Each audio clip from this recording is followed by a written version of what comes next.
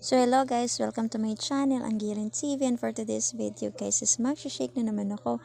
So ang ating shake guys is walang iba kundi carrots, pipino, luyang dilaw at saka dahon ng papaya. Wow na wow guys, napaka-healthy nitong lahat ng to guys. At kapag araw-arawin natin itong iniinom guys, tiyak na guys malayo tayo sa sakit.